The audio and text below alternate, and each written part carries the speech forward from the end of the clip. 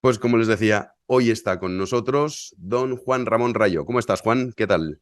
¿Qué tal? ¿Cómo estamos? Gracias por la invitación, Jano. Nada, un placer. Ya sabes que de vez en cuando nos gusta que te pases por aquí. Pero antes de empezar a abordar todos los temas que atañen a la economía española, hay una noticia mucho más importante y es que por fin has entregado tu libro, que saldrá el 30 de noviembre, pero que ya está en preventa, Anti-Marx.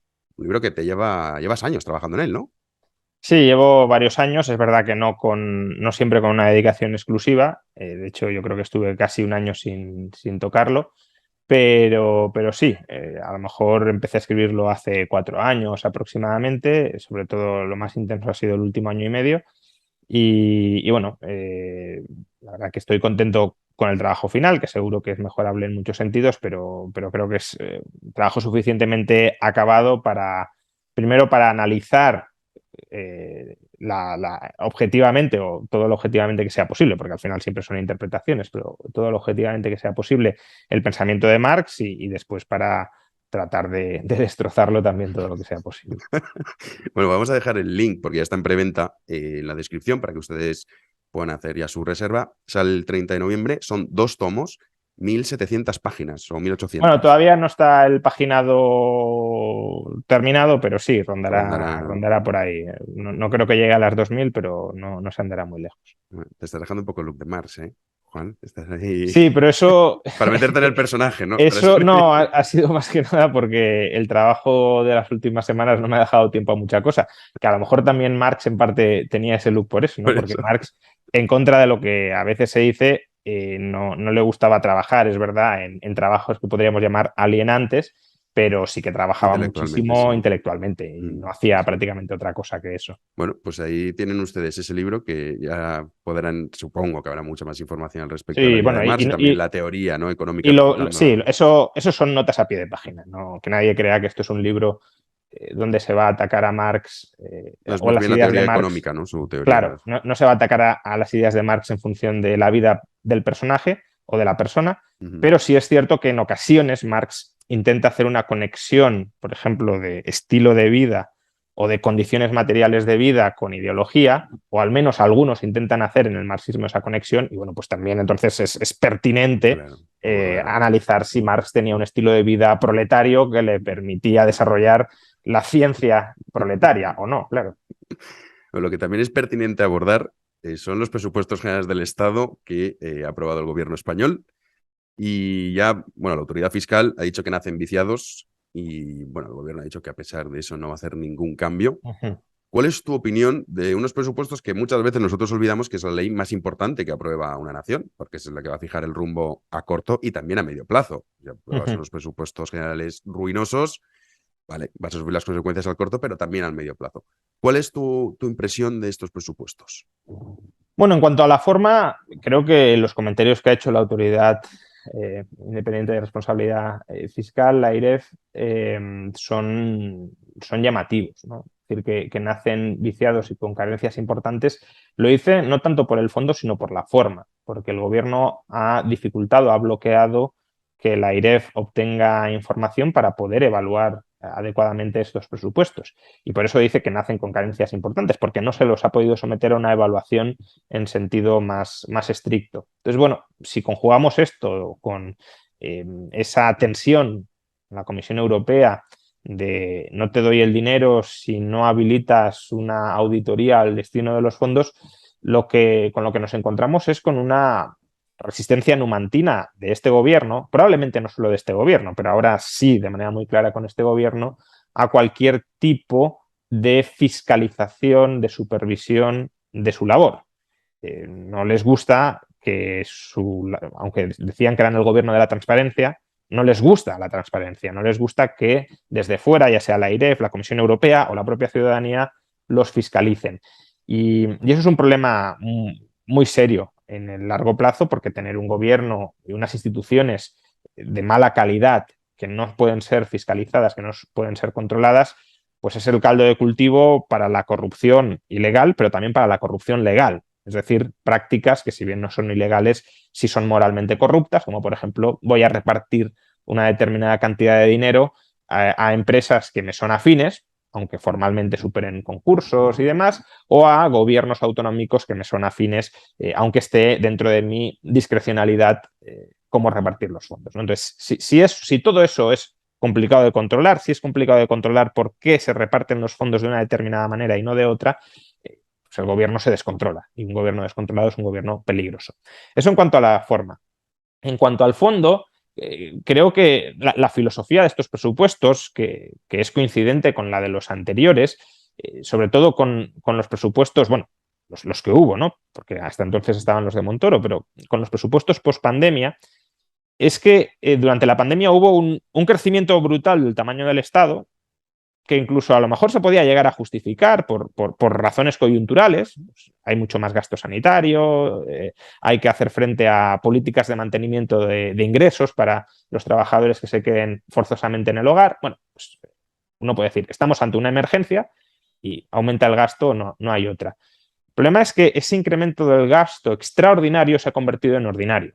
El gobierno ya sacó pecho diciendo que no iba a reducir el nivel de gasto con respecto a los niveles de pandemia, que iba a cambiar los componentes donde gastaba, pero que no iba a reducir el gasto y por tanto tenemos lo que el economista, historiador Robert Hicks llamaba el efecto trinquete. Los trinquetes son mecanismos que van hacia adelante pero no tienen marcha atrás. Pues aquí lo mismo. Parece que una vez hemos consolidado un incremento brutal del gasto público ya no hay marcha atrás, ya no podemos volver al nivel anterior en el que estábamos. Y estos presupuestos van en esa misma dirección, seguir cebando el gasto público y claro, si tú cebas el gasto público, tienes que aumentar los impuestos, aunque sea a medio plazo, no necesariamente de manera inmediata, pero sí a medio plazo. Y estos presupuestos también van en la línea de establecer nuevos impuestos que no son aún así suficientes para todo el gasto público que se está soportando y auguran aumentos, por tanto, fiscales todavía mayores en el futuro, dado que no parece que este gobierno, y por desgracia me temo que ningún otro, vaya a querer reducir de manera significativa el gasto público.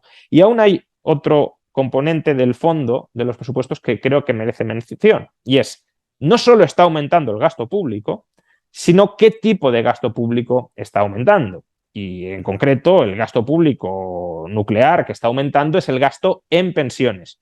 Los presupuestos están siendo fagocitados por el gasto en pensiones. El gasto en pensiones ya supone el 43% de todo el gasto presupuestario. Si le añadimos los intereses de la deuda, que bueno, no es que tengan mucho que ver, pero bueno, por hacer una cifra redonda, estamos en gasto más o menos disponible para lo que podríamos llamar políticas sociales, políticas socialdemócratas, del 50%.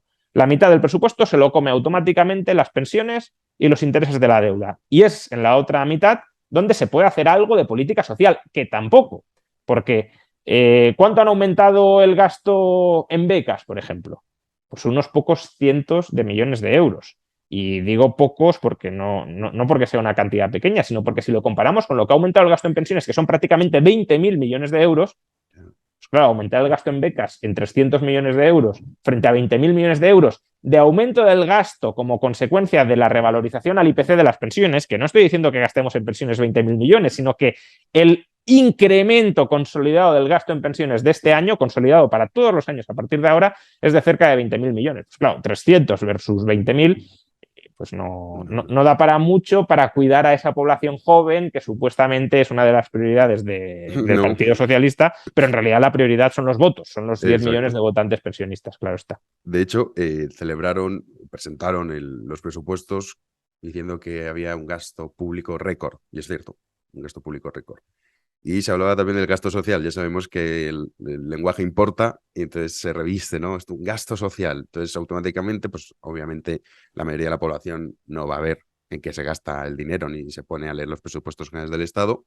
Parece ser que es algo positivo, pero también hay otro componente, más allá de todo lo que has dicho, luego hablaremos, si te parece, del sistema de pensiones y también de las nuevas generaciones, condenadas precisamente, como también lo fueron nuestros abuelos, que estamos en este círculo vicioso, que fue una especie de estafa piramidal, que ahora lo comentaremos. Pero el endeudamiento público también es algo fundamental, que ya también hemos asumido que básicamente pues es normal tener una deuda pública superior al 100% del PIB, en torno al 120, va bajando al 115, porque es verdad que la cuestión de la inflación también favorece al gobierno a la hora de poder pagar los intereses, porque no le cuesta, entre comillas, tanto como le costaba antes. Pero el endeudamiento público es fundamental y llega un momento en el que quizá, no lo sé, podamos asistir a una crisis de deuda pública que eso supondría, vamos, el acabose. Sí, desde luego. Es decir, un endeudamiento público a los niveles a los que los tiene, a lo que lo tiene España actualmente, es una bomba de relojería potencial. Es una bomba de relojería que quizá un relojero pueda desactivar durante un tiempo, pero se puede terminar reactivando. Recordemos que España estuvo a punto de quebrar, y no es un término exagerado. Los responsables políticos de la época, por ejemplo Luis de Guindos, así lo han narrado, que estábamos en una situación de prequiebra por una deuda pública de alrededor del 90% del PIB. Hoy estamos en el 115 y estamos en el 115 con un déficit público que, según la IREF, no se va a reducir este año, sino que incluso se puede incrementar. Es decir, es un déficit público que, si bien no está en niveles tremendamente preocupantes del 10%, por ejemplo, como el que teníamos en el año 2011, sí es un déficit público de en torno al 4,5-5%, que tiene un cierto componente pegajoso, es decir, no termina de despegarse de nuestras finanzas públicas. Y claro, si tú tienes esa deuda pública tan alta y ese déficit público más o menos ahí estructural, pues claro, es que si los tipos de interés suben mucho, pues el mercado se puede empezar a poner nervioso, los inversores, con respecto a tu capacidad de repago de la deuda. ¿Van a subir los tipos de interés? Bueno, están subiendo. Están subiendo porque la política que tiene que articular el Banco Central Europeo para luchar contra la inflación es subir los tipos de interés. Y si se suben los tipos de interés, pues, tu deuda o paga tipos de interés superiores o los inversores no la compran. Es verdad que el Banco Central Europeo, precisamente para que no se descontrole el coste de ciertas deudas públicas, como las de Italia o la de España o la de Grecia, ha articulado dos mecanismos. Uno es que las reinversiones que vaya a hacer de los bonos que van venciendo no serán reinversiones equilibradas entre países, sino que estarán sesgadas, concentradas hacia países como España, como Italia. Y dos, ha habilitado un nuevo mecanismo que, si hace falta, pondrá en marcha, y es, si se disparan mucho los tipos de interés y se dan ciertas condiciones, rescataría básicamente a estos países. Y eso ha calmado algo los mercados, aunque ni mucho menos estamos en los tipos de interés que teníamos a principios de año. Estamos en tipos de interés máximos desde el año 2014. Ahora, ¿estos mecanismos pueden aguantar permanentemente el coste de la deuda pública española? Yo tengo mis serias dudas. ¿Y por qué las tengo? Pues primero, si la inflación no se disipa sola, los tipos de interés van a tener que subir más. Es verdad que hay algunos escenarios en los que la inflación, sobre todo en Europa, podría empezar a bajar, pero no tiene por qué ser ese el futuro. Y si no lo es, habrá que subir más los tipos de interés. Y si los tipos de interés suben más, el Banco Central Europeo no tendrá mucho margen para evitar que se incrementen en el caso, por ejemplo, de la deuda pública española. Y aunque intentara tener ese margen, es dudoso que los miembros del Banco Central Europeo o los políticos del norte de Europa vayan a permitir, digamos, una intervención sin condiciones de manera masiva en favor de la deuda pública española o de la deuda pública italiana. De hecho, desde el Banco Central Europeo, todavía no con mucha insistencia, pero ya se empiezan a deslizar mensajes de que la política fiscal tiene que acompañar a la política monetaria en la lucha contra la inflación. Eso significa austeridad fiscal, básicamente. Lo dijo Lagarde, señalando que, bueno, de la misma manera que política fiscal y política monetaria habían remado en la misma dirección durante la pandemia, políticas expansivas, ahora también deberían remar en la misma dirección, políticas contractivas. Y lo dijo de Guindos también, señalando que los gobiernos se tienen que empezar a poner las pilas con una política fiscal expansiva. La cuestión aquí es que me parece que ese marrón no se lo va a comer el gobierno socialista, sino probablemente, como ya sucedió en la anterior crisis, el gobierno del Partido Popular, si es que, como dicen las encuestas, gana las elecciones, que todavía está por ver. ¿Y por qué? Pues porque en el año 2023 el Pacto de Estabilidad y Crecimiento, que es el instrumento formal a través del cual se les puede imponer a los países que recorten el déficit, que suban impuestos o que bajen el gasto, todavía está suspendido y se reactivará, yo creo que ya con total seguridad, en el año 2024, es decir, después de las siguientes elecciones generales en España. Sí, porque es verdad que eso es otro del Pacto de Estabilización Económica que no se cumple, básicamente, desde hace muchos años, ¿eh? Porque esto hay que Ujú, recordar que también uno de los puntos es que el déficit no puede ser superior al 3% y la deuda pública no puede ser superior al 60% del PIB. ujú. Esto Sí, no, es otro prácticamente... escenario. De hecho, ahora están diciendo Y no por la de pandemia, ¿eh? O sea, que conste que esto no es que se incumpla, es que es por la pandemia, no, no, no, antes de no, la no. pandemia se incumplía. Ya. Sí, de hecho ahora están diciendo que habrá que renegociar esto, probablemente eleven el umbral de deuda. El de déficit no creo que lo toquen mucho, pero incluirán a lo mejor, calcularán el déficit de otra manera para a lo mejor excluir ciertos gastos sociales o algo así. Pero bueno, aún así está claro que si tenemos una deuda pública como la que tenemos, el Pacto de Estabilidad y Crecimiento no lo va a convalidar. Aunque aumenten el límite al 80, al 85, al 90%, seguimos estando por encima y por tanto será necesario algún tipo de política fiscal contractiva. Tanto más, y esta yo creo que es la auténtica clave de todo, tanto más cuanto más alta sea la inflación. Si la inflación ha regresado a límites o a niveles, mejor dicho, moderados, pues bueno, el Banco Central Europeo relajará las subidas de tipos y no habrá mucha tensión dentro de los gobiernos europeos para forzar reducciones del déficit. Ahora, si la inflación sigue, no necesariamente a los niveles actuales, del 9 o del 10%, pero si sigue en el 5 en el 6, ahí sí que nos encontraremos con una lucha interna muy importante en la dirección de cuadrar las cuentas, porque sin cuadrarlas no se logrará acabar con esa inflación que ya se habrá vuelto estructural en nuestras economías. Y si eso ocurre, hay un término que es, en fin, produce cierto temor, que es la estanflación. Pues bueno, el Fondo Monetario Internacional ha descartado que España vaya a entrar en recesión el año que viene, siendo, pero bueno, el Fondo Uh -huh, Monetario Internacional es lo que dice, luego lo que dice a lo que pasa es bien uh -huh. distinto. Pero claro, realmente si España entrase en la recesión económica, que no sé si tú ves que esa posibilidad se puede dar o no, al corto o medio plazo, y si estamos en esa situación, estaríamos en el escenario de la estanflación, que es una cosa bastante terrible para una Uh economía -huh. ya golpeada de por sí, como es la española. ¿Qué escenario prevés tú al respecto? Sí, a ver, yo no descarto en absoluto, ni mucho menos que haya recesión en España. De hecho, yo creo que es un escenario bastante base, no solo en España, sino en Estados Unidos y en la eurozona. Es verdad que puede que no entremos, no tenemos una bola de cristal, pero mmm, al ritmo al que se están subiendo los tipos de interés y dada también la restricción energética con la que nos encontramos, creo que es complicado que evitemos la recesión.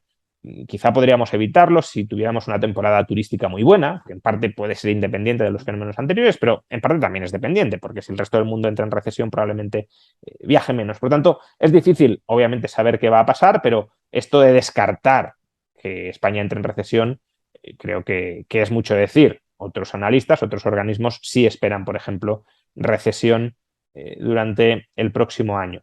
Pero yo, más que la cuestión de la recesión, me preocuparía la magnitud y el contexto de la recesión. Porque si al final lo que tenemos es un cierto decrecimiento del PIB, un decrecimiento del PIB donde, por decirlo gráficamente, no se rompa nada, pues bueno, sí, el PIB habrá decrecido un poco, lo hizo también el PIB de Alemania el año pasado, pero luego podemos volver a crecer. Bueno, si fuera eso, no es dramático, más allá de que se frenaría la creación de empleo, ya se está frenando, de hecho, o incluso habría destrucción de empleo, pero no llegaría verdaderamente la sangre al río. El problema es que siempre que nos encontramos en un escenario como el actual, los mercados financieros empiezan a tensionar. Son mercados financieros muy frágiles, que operan con mucho apalancamiento y que, por tanto, a poco que empiecen a salir mal algunas operaciones o a poco que cambien de precio, a poco o a bastante en estos últimos meses, el precio de algunos activos, pues empezamos a ver margin calls, empezamos a ver liquidaciones de activos para amortizar deuda y eso puede degenerar en una crisis financiera. Y ese creo que sería el escenario más preocupante. Es decir, no tanto que la economía real entre en una cierta recesión transitoria, sino que en ese proceso de entrar en recesión se rompan otras cosas en el sistema financiero y entonces asistamos a una crisis financiera como la que estuvo a punto de tener Reino Unido hace unas semanas o como la que probablemente sufrirán muchos países emergentes ante el durísimo encarecimiento que está experimentando el dólar. Entonces, ese es el escenario que a mí más me preocuparía, el que entremos en una crisis financiera derivada de la recesión. Luego, pues eso, el escenario de esta inflación es preocupante, pero es preocupante más que nada por la difícil gestión de ese escenario por parte de las autoridades monetarias y fiscales. ¿Por qué? Pues porque para combatir la inflación necesitamos, ya lo he mencionado antes, una política fiscal y monetaria contractiva. Y esa política fiscal y monetaria contractiva es fácil, poco costoso de adoptar cuando la economía está creciendo, porque lo que haces es que crezca un poquito menos, pero bueno, se sigue creando empleo y demás, las cosas están muy bien. Que es, por eso Estados Unidos y la Reserva Federal está subiendo tanto los tipos de Mucho interés, más porque la que el economía Banco Central sigue Europeo. más o menos decente, más debilitada, pero sigue creciendo, sigue creando empleo. Entonces, bueno, pues la Reserva Federal va subiendo tipos de interés y aquí no sufre aparentemente nadie. Pero claro, si entramos en recesión y se empieza a destruir empleo y la economía está estancada, las expectativas empeoran, en ese contexto, seguir subiendo tipos de interés o subir impuestos o recortar el gasto es mucho más complicado.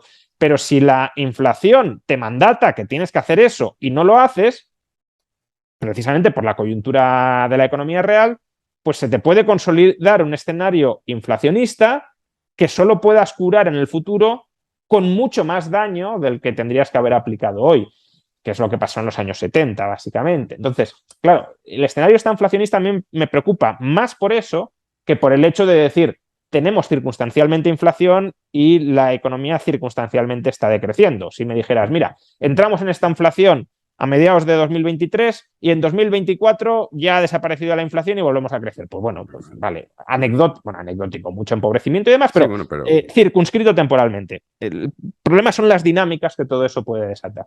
mm, y eso también podría desatar estallidos sociales, porque claro, estamos hablando que esas políticas que se tendrían que adoptar para combatir esta inflación serían enormemente impopulares y además muy costosas para sobre todo los ciudadanos, que ya, como decíamos, la economía española no es que esté bollante. O sea, el PIB, la economía española del año 2019 todavía no ha llegado a recuperarlo, que eso es lo que sí que han hecho otros tantos países, ¿no? Es que al final dices, la situación en España, y luego también comentando decir, vamos a dejar de lado las reformas que debemos adoptar, porque hacemos unos presupuestos generales pensando en unas elecciones autonómicas municipales y también generales en 2023. El que venga, que no sabemos si será Sánchez, Feijóo o el que sea, la realidad que se va a encontrar es un país con un déficit desbocado, una deuda pública desbocada, un gasto público elevadísimo. ¿Y a partir de ahí qué hacemos? Porque tú comentabas subir impuestos, pero ¿hasta qué punto puedes subir No, impuestos? El impuesto a las grandes fortunas es un impuesto ideológico, o no. sea, ni efectos recaudatorios no va a solventar absolutamente nada. Y esto cualquiera que haga los números lo puede ver. Entonces, claro, a la clase media española que ya está siendo enormemente perjudicada y empobrecida también a través de los impuestos, ¿qué haces? Sí, aparte comentabas la conflictividad social. Claro, la sociedad española ya viene aguantando mucho un empobrecimiento bastante duradero. Yo diría desde la anterior crisis financiera, porque Sí, de hecho absolutamente. Sí, sí, esto no es una la cosa renta per reciente. cápita está estancada desde entonces y eso es lo que te mide el estándar de vida medio de un país. Por tanto, en 15 años el estándar de vida no ha aumentado nada y sí que ha bajado bastante durante algún momento de esos años, o algunos momentos, no solo uno. Entonces, viene aguantando, viene soportando mucho, especialmente durante los últimos 2 años, en los que el trabajador que ha conservado el empleo, que bueno, más o menos es la mayoría, porque se ha creado netamente empleo, pero el que ha conservado el empleo ha sufrido la devaluación salarial más importante en 40 años. Ujú, ujú. Entonces, si uno ve el gráfico de cuánto han bajado los salarios reales en España, teniendo en cuenta la inflación, ve que el empobrecimiento que hemos experimentado, los que tienen empleo, claro, uno puede decir, yo en 2012 perdí el empleo y mi salario real fue cero, vale, bien, pero los que mantienen el empleo han sufrido el mayor empobrecimiento en los últimos, ya digo, 40 años. Yo me planteo si ese empobrecimiento tan brutal se hubiese dado con un gobierno no de PSOE y de Podemos, ¿cómo estarían ahora mismo las calles? Porque una cosa es que la gente esté hastiada, esté cansada, esté enfadada, y otra que haya una organización política de ese descontento Que la para movilice. instrumentarla o instrumentalizarla electoralmente. Eh, como ahora gobiernan los buenos, digámoslo así, la calle está más o menos tranquila porque la derecha no organiza políticamente el descontento. Pero claro, si hay un cambio de gobierno, si con todo lo que venimos arrastrando, se le añaden medidas como las que comentábamos antes, de subidas de impuestos o no bajadas, ¿no? Porque Feijóo dice que va a bajar impuestos, ya veremos qué Sí, impuestos baja. bueno. Recortes de gasto y demás. Claro, si mezclas todo eso con la capacidad de organización social o popular o de grupos, ya digo, afines a determinados partidos políticos, que además estarán deseosos, si han tenido un mal resultado electoral, de reconquistar la calle para, bueno, darse un baño de masas y alegrarse el día, pero además también como estrategia para recuperar el poder, pues sí, creo que podemos tener una conflictividad social. Si no se calma la inflación, si no se calman los mercados financieros, si no regresa el crecimiento, que, que puede ser similar a la que tuvimos pues, hace una década. Ujú. Has dicho bajar impuestos y, bueno, Liz Truss en el Reino Unido anunció una rebaja impositiva que luego finalmente dio marcha atrás, se marchó el ministro de Finanzas, y que mucha gente decía, ven, porque la excusa es bajar impuestos no es bueno. Pero claro, es que cualquiera que lees el anuncio dice, muy bien, usted está aquí anunciando bajadas impositivas, pero ¿qué pasa con el gasto? Porque es que parece que el gasto es una cosa que es intocable, es que nadie habla del gasto. Pero da igual, hagan ustedes el ejercicio en España, escuchar a alguien decir el gasto público, y cuando se habla del gasto se habla de una forma superficial y muy populista y es que los coches oficiales o es que los diputados cobran tanto. Que muy bien, que yo eso me parece fenomenal recortar todo lo que sea gasto político. Pero oiga, seamos serios, eso no soluciona el problema en España. Entonces, claro, cuando hablas de Feijóo, yo también cuando lo escucho decir voy a bajar impuestos, sobre la cuota autónoma no ha dicho nada sobre que esto es otro tema, ¿no? De hecho, votaron a favor. O sea, Que eso sabes que ya te lo comes. O sea, a partir de ahí ya sabes que la subida de cuota autónoma te la vas a comer. Que están todo el rato con deflactar el IRPF. Y dices, bueno, a ver, deflactar no es bajar el IRPF. Que esto y es importante esto, Feijóo no defiende deflactar todos los tramos del No, IRPF. y esa es otra, solo a partir de cierta cantidad. Entonces, claro, al final vivimos en un mundo en el que escuchamos bajar impuestos constantemente, que incluso hay gente que acepta que deflactar el IRPF en ciertos tramos es bajar impuestos, cuando realmente no lo son. Entonces dices, bueno, ¿cómo es posible que todo el mundo hable de eso y no del gasto? ¿Qué pasa con el gasto? Es lo que le pasó a Liz Truss. Se ha convertido en una especie de dogma intocable, ¿no? El gasto público. Claro, es que al final el presupuesto te da una descripción de qué votos se están comprando. Y claro, si tú empiezas a recortar gasto, estás destruyendo redes clientelares. Es decir, gente que te puede votar o que te puede dejar de votar si ya te estaba votando. Ese es el drama, por ejemplo, que tiene Argentina. Argentina tiene un problema de déficit público estructural gigantesco, que es lo que le provoca la altísima inflación igualmente estructural y es lo que le provoca además la necesidad de adoptar una política proteccionista y de control de cambios derivado de todo lo anterior, que es lo que empobrece el país. Es decir, es un desastre absoluto durante 70 años como consecuencia de ese déficit que se ha vuelto estructural y que nadie quiere tocar. Y pese a que la culpa del desastre es el déficit, y creo que todo el mundo más o menos lo sabe, nadie se atreve a tocarlo. A lo mejor los peronistas no lo saben, que ya me extrañaría, pero desde luego Macri lo sabía. Lo sabía. ¿Tocó Y no hizo algo? nada. No tocó nada.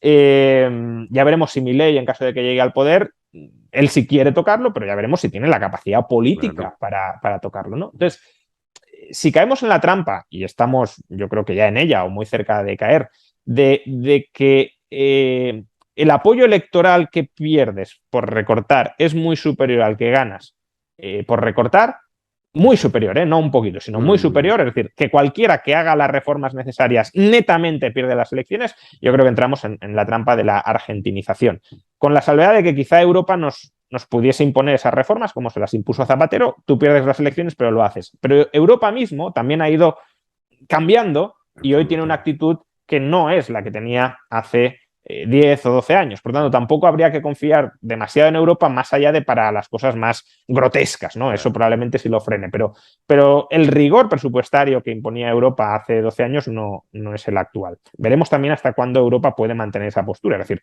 la población alemana hasta qué punto dirá, oye, yo estoy sufriendo una inflación del 10%, me suben a lo mejor los impuestos o me recortan el gasto y los españoles los financia el Banco Central Europeo. Bueno, veremos todo eso, ¿no? Pero desde luego sí es complicado. En el caso del Liz Truss, pues se ha visto. Tenía un ministro de Economía que claramente tenía un discurso liberal. Él hablaba de la necesidad de reducir el peso del Estado en la sociedad civil, de desregular, etcétera. Pero, claro, baja impuestos ya no manteniendo el gasto, sino disparando el gasto. Mayor Si, deuda. si bajas el impuesto, si bajas impuestos disparando el gasto, más deuda en un país que ya estaba muy endeudado. Y eso es lo que te tumban los mercados financieros, evidentemente. Si es que esto lo venimos diciendo algunos desde la anterior crisis financiera, cuando decíamos, nos atacan los mercados, ¿no? Los mercados se defienden porque los estás inundando de deuda y no te la quieren comprar, no te quieren comprar la mercancía averiada de unos pasivos que vas a impagar si no cambias de rumbo. Y ese ataque de los mercados es lo mismo que le ha sucedido atrás. Algunos ahora, claro, intentan instrumentalizar este fracaso de la bajada de impuestos detrás para hacer un ataque ideológico a las bajadas de impuestos. Bueno, no sé, está Mónica García diciendo, esto es lo mismo que hace Ayuso en Madrid, nos va a conducir al desastre. Hombre, pues no estoy viendo ningún ataque de los mercados contra la deuda autonómica madrileña, como la que sí hubo contra la deuda pública británica. ¿Por qué? Pues porque el problema, insisto, era el exceso de endeudamiento y el déficit al que esto abocaba. Tampoco están diciendo ahora que ha rectificado el nuevo ministro de Economía detrás, tampoco están diciendo que se ha recortado el gasto. Es decir, el ministro de Economía detrás no solo ha anunciado que se da marcha atrás en la bajada de impuestos, sino que también el gasto aumentará bastante menos de lo que había prometido inicialmente. Por lo tanto, también deberíamos decir que las políticas de aumento de gasto que promueve Pedro Sánchez son insostenibles, como ha mostrado el gobierno detrás. Pero eso, evidentemente, no lo dicen porque no se hace un análisis riguroso del caso, como el que algunos, por cierto, intentamos hacer. Yo el mismo día 23 de septiembre, en el que se anunció la bajada de impuestos, dije que esto era una locura. ¿Y por qué era una locura? Y no solo por el endeudamiento, que también, sino porque en una coyuntura altamente inflacionista como la que está metido Reino Unido, lo que no puedes hacer es bajar impuestos sin recortar el gasto. Claro. Puedes bajar impuestos si recortas el gasto. Es decir, puedes recalentar la economía bajando impuestos si la enfrías recortando el gasto, pero no puedes recalentar la economía bajando impuestos y recalentar la economía subiendo el gasto porque entonces cebas todavía más la inflación. Bueno, algunos lo dijimos el mismo día 23 de septiembre. Por mucho que nos guste ideológicamente que se bajen impuestos recortando gasto, sí, pero no intentamos decir, oh, qué bueno el nuevo ministro de Economía inglés que está bajando impuestos, esto es lo que hay que hacer en España, Inglaterra marca el rumbo. No, aunque a mí me gustaba en abstracto bajar impuestos, dije, esto está mal hecho. Claro. Y ahora, claro, en cambio, sí, muchos otros que no hacen ese análisis mínimamente riguroso, sino que intentan arrimar simplemente las cosas a su sardina, cuando ha fracasado, evidentemente, esa política porque nos han dado otras circunstancias, se callan que ha fracasado porque nos han dado otras circunstancias y se quedan con el mensaje propagandístico de que bajar impuestos arruina las economías. Una absoluta estupidez. Sí, pero lo que decías, la rigurosidad en economía que ciertamente no se da. Y más en este mundo del eslogan barato y el populismo democrático. Claro, bajar impuestos, hombre, pues depende, como bien dices. Claro. Pues ¿bajas impuestos en qué situación? Igual que decir, subir el gasto siempre está bien, hombre, pues no. O sea, también depende, ¿no? Entonces, claro, es verdad que también eso se nota en el día a día y hablabas de Argentina, la situación de Argentina, que es un problema que de forma democrática es prácticamente, yo desde mi opinión, en mi opinión, es imposible. Pero literalmente, o sea, de forma democrática es imposible que Argentina salga de esa gran trampa en la que entraron porque aquí es el gobernante que llega y es, hostia, que es un kamikaze. Que entre sabiendo que primero, si consigue llegar hasta el final, que no lo decapitan antes en la plaza, sabe que no va a ganar ni de broma, o sea, que va a perder todos los votos. Entonces, claro, al final, tras esa gran trampa que comentabas... Sí, o sea, tiene que ser alguien que esté dispuesto, si hace falta, a perder las elecciones y se tiene que dar una coyuntura donde la población a lo mejor esté dispuesta a sacrificarse. Claro, es decir, si están en medio de una crisis muy fuerte, pues claro, si llega uno que dice, oye, yo voy a hacer esto y lo voy a hacer porque es la única forma de solucionar lo que tenemos y todos los demás están desacreditados, a lo mejor esa persona, estoy pensando por ejemplo en Milei, si llegara a la presidencia en un contexto de altísima inflación, bueno, ya la tienen, bueno, todavía sí, más, y con empobrecimiento creciente de la población, y además llega con un discurso claramente partidario del recorte del gasto, pues sí tiene, yo creo, una ventana a lo mejor de medio año, de un año, para hacer reformas muy incluso brutales, ¿no? Porque sí, tienes la legitimidad democrática de que te han votado diciendo que vas a hacer eso, y además es que todos los demás son un fracaso y han llevado al país al desastre. Que esa es la coyuntura que tenía además Rajoy en el año 2012 y por eso es tan detestable que Rajoy no aprovechara ese momento para hacer las reformas que había que hacer, más allá de una reforma laboral que no estaba mal, pero que desde luego ni siquiera iba todo lo lejos que tenía que ir, pero es que aprovechó el momento para subir impuestos, no para bajar el gasto, sino para subir impuestos. Es decir, el Partido Popular queda absolutamente deslegitimado para articular cualquier discurso mínimamente liberal desde el momento en el que Rajoy hizo lo que hizo, he dicho en 2012, bueno, en diciembre de 2011. Sí, de hecho había dos vías, ¿no? La vía irlandesa, que es la que se podía haber adoptado, y es la que se negó, y además en una coyuntura que es cierto, mayoría absoluta, Congreso, Senado, la mayoría de comunidades autónomas, los sindicatos desactivados, porque era la época de que empezaban a salir las corruptelas de los sindicatos, Sí, la además el oposición hecho PSOE, polvo, PSOE pues, muerto, el literalmente. PSOE muerto, porque Zapatero todo el mundo reconocía que había sido un desastre, que había que cambiar radicalmente de rumbo, y lo que hicieron, pues fue, vale, sí, la reforma laboral más o menos bien hecha, pero subir impuestos, Y la recortar deuda muy poco el pública. gasto público Endeudamiento, y endeudamiento rescatar público bancos. salvaje Y también. rescatar, bueno, he dicho bancos, cajas e indirectamente bancos. Y está, eso es lo que hicieron en última instancia. Sí, aumentar la deuda pública, el déficit es verdad que bajó porque estaba en el 11%, pero vamos, tampoco llegó a hacer todas las reformas que sí que es cierto que necesitaba España y que además con este nuevo También bajó con gobierno. Zapatero, no nos olvidemos. Quiero decir, que a veces parece que Rajoy dio un giro de volante total. El déficit público en 2009 llegó a estar en el 11%, luego bajó al 9% y Montoro lo llevó al 6,5%. Y luego sí, bajó un poco. Pero vamos, que hay Sí, cierta sí, sí. inercia de Claro reducción que del ya déficit. venía. Sí, igual que también el desempleo, la reforma laboral, que fue para mí lo mejorcito que hizo Sí, ese gobierno, ayudó a que el empleo, el desempleo se claro. viese reducido, pero también esto que era una inercia, o sea, que va más o menos colaborando todo. Hablabas, ya que estamos hablando de votos, de partidos políticos, de cómo los problemas económicos se juntan con los sistemas, las formas democráticas, ¿no? De cómo se tiene el poder, quién va a presentarse unas elecciones en España y decir voy a reformar el sistema de pensiones. Mm. Porque has dado un dato que 43%, 41,8%, 42%, bueno, cada uno ahí ya es Ujú. más complicado de decir cuánto es exactamente lo que se gasta, pero en torno al 41 y al 43%. Es decir, prácticamente uno de cada 2 euros se va destinado a pagar pensiones. Un sistema de pensiones que ya hemos explicado en este podcast y tú también en tu canal en numerosas ocasiones cómo funciona. Yo creo que ya los que nos escuchan saben cómo funciona. No es que estén guardándote tu dinerito a ti, Ujú. pero claro, ahora mismo el gran problema es ese. Y todavía falta porque el grueso de la pirámide Claro. poblacional se sume, que será en breve, a ese sistema de pensiones. Entonces, claro, es una bomba de relojería absoluta, pero que nadie, absolutamente nadie en este país, habla de eso. ¿Qué harías No, tú, Juan? a ver, la reforma que aprobó el PP, que sabes es otra reforma que estuvo bien porque se la hicieron, no porque la hizo él, como la reforma laboral, que también se la hizo Bruselas. La reforma que aprobó el PP en el año 2013 era una reforma que solucionaba el problema de la sostenibilidad del sistema de pensiones. Quizá mejorable, pero en general era una buena reforma. ¿Por qué? Porque automatizaba la congelación o no, recorte no, pero sí la congelación del gasto en pensiones mientras hubiese desequilibrio. Con lo cual, con el tiempo, necesariamente se tenía que corregir el desequilibrio. Aunque no hicieran nada los políticos. Luego, hombre, los políticos podían decir, yo no quiero que se recorten tanto las pensiones, voy a recortar otras partidas de gasto y voy a hacer una transferencia al sistema de pensiones para que no se recorten tanto, ¿vale? Pero entonces ya es política con la que tienes que cuadrar las cuentas.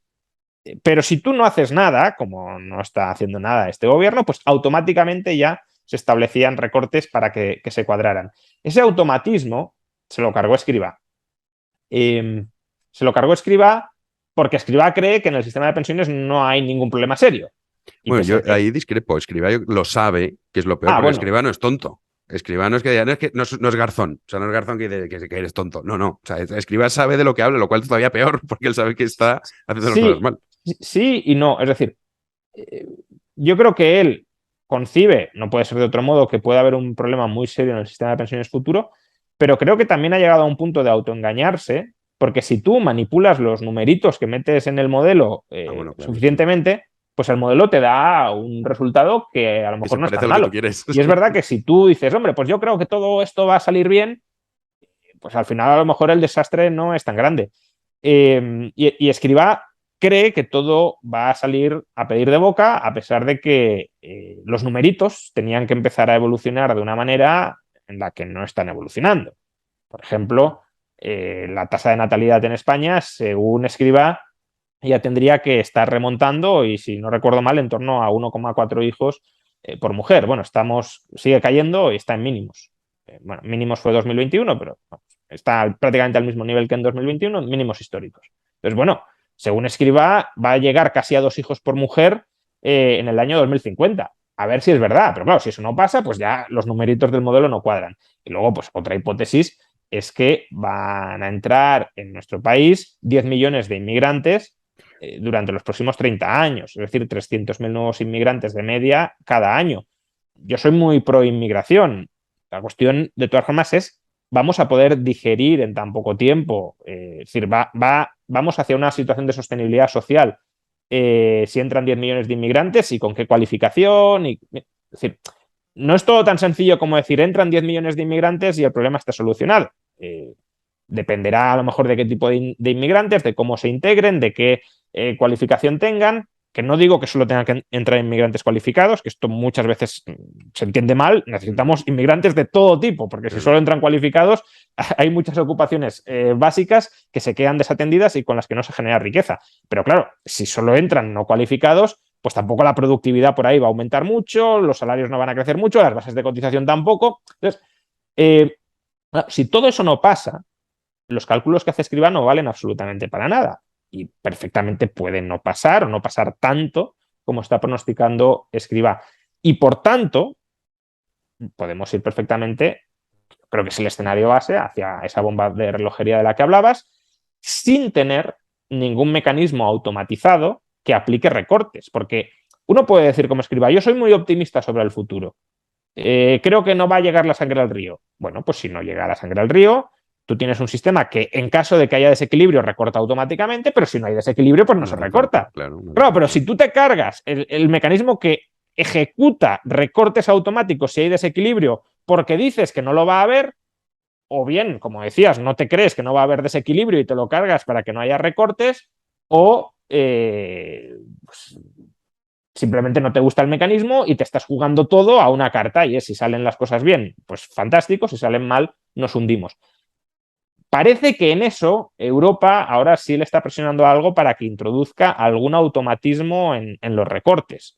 Escrivá habla de semiautomático, porque dice semiautomático porque los políticos se comprometen a qué que bueno. si no hay cuadratura de las cuentas, que recortarán, claro, sí, o sea, que depende de la voluntad política, de la arbitrariedad política, de semiautomático eso no tiene nada. Bruselas quiere que esté automatizado porque sabe muy bien cuál es el percal de la política y de la política española. Pero bueno, ya veremos, porque también la política de Bruselas es política y al final, para no Claro. llegar a un choque de trenes, igual ceden donde no deberían ceder. Ujú. Pues esto está claro que esto se lo va a comer el próximo gobierno, el que vaya a Bueno, lo de las gobernar. pensiones, los próximos, ¿no? Sí, los No, próximos. Bueno, es un problema no, que nunca han no, querido abordar, porque es algo que es evidente. Y es, oiga, cada vez la gente vive más y además tu pirámide de población es la que es, estos van a entrar en este sistema y usted no puede pagar. A partir de a ahí mí me puedes gustaría, tirar ahora que de... lo dices, que Escrivá fuera ministro de Seguridad Social en 2035 o 2036. A ver qué pasa por ahí. No, él ya, esto como los políticos, ¿no? Es el problema, se habrá No, ya, ido bueno, pero ya como supongo que a lo mejor en la década de los 30, durante algunos años, volverá a gobernar el PSOE, que lo pues a ver mismo. si le nombran ministro de Seguridad Social en esas fechas, a ver qué hace y qué dice.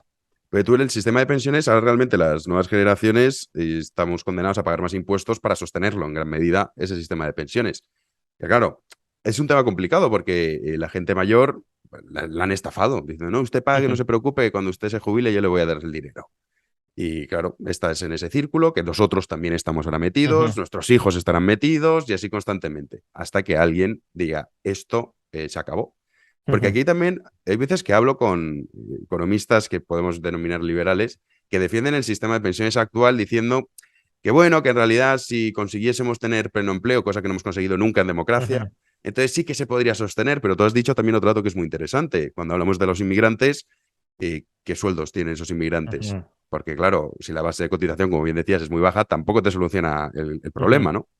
Entonces, a partir de ahí, ¿qué es lo que tú harías? Que desde mi punto de vista es el problema fundamental que tiene España, es el sistema de pensiones, aunque sea un tema tabú. ¿Qué es lo que tú harías para reformarlo? Yo volvería a la reforma de 2013, es decir, un índice de revalorización de las pensiones del 0,25%, quizá exceptuando o con cierta flexibilidad para las pensiones más bajas, pero una revalorización máxima del 0,25% mientras el sistema siga en desequilibrio, y el factor de sostenibilidad que el gobierno también se ha cargado. Yo creo que con la reforma de 2013 de verdad en vigor, el sistema más o menos aguanta. Eso sí, siendo conscientes de que va a haber recortes de las pensiones importantes a través de ese sistema y que, por tanto, quienes se jubilen pues, en 2045, 2050, tienen que ahorrar por su cuenta. Y uno dirá, bueno, eso es muy insolidario. No, es que si no van a llegar igualmente los recortes, pero a lo mejor incluso en mayor medida, porque no habrán sido compartidos entre generaciones, sino concentrados cuando ya estalle todo, y además nadie te habrá advertido de que tienes que ahorrar por tu cuenta, con lo cual será el peor de los escenarios. Y en ese momento diremos, qué injusto es todo. Sí, pero la injusticia de ese momento se empieza a gestar hoy y no estamos solucionando hoy las bases de esa injusticia futura. Entonces, yo haría eso. Luego, claro, idealmente, si se puede cambiar el sistema, que no es sencillo, avanzar hacia un sistema de capitalización. Eso desde luego sería complicado muy el proceso. El sistema de capitalización, para el que yo creo que seguro que los que nos escuchan lo saben, es básicamente que tú te gestionas, el Estado no te quita nada y tú te gestionas tu propia pensión, para entendernos. Claro, incluso la podría gestionar el propio Estado si no quiere. Sí, también puede hacerlo. Imaginemos que el Estado crea una gestora de pensiones porque no se fía uno de las empresas privadas avariciosas y dice, no, yo quiero que me lo gestionen los políticos, que son seres de luz nada avariciosos. Bueno, pues se lo entregas a los políticos para que te lo gestionen. Si no es que haya que darle necesariamente el dinero al BBVA o no. No es claro, eso. Sí, El dinero te lo quedas tú y tú luego lo administras como consideres. Y si el Estado quiere crear una gestora, que la cree, me parece bien. Mucho mejor eso que no tener una gestora monopolística como la que tenemos hoy, que además no gestiona, sino que simplemente transfiere entre generaciones. Y luego el sistema mixto quizá deberíamos ya empezar, porque para llegar al sistema de capitalización quizá Claro. vendría a pasar primero por una época de sistema mixto para posteriormente acabar en de capitalización. Sí, ahí se puede combinar el sistema de cuentas nocionales de Suecia, que es un buen sistema, donde básicamente lo que te quita el Estado te reconoce como que tienes ese dinero en una cuenta, que no lo tienes, pero al menos visibiliza las aportaciones que has hecho, calcula un rendimiento teórico de esas aportaciones que tú has hecho, como si ese dinero te estuviese rentabilizando y a partir de ahí, pues tú tienes un capital ficticio, pero tienes un capital virtual, más que ficticio, virtual, y puedes decidir cuándo jubilarte.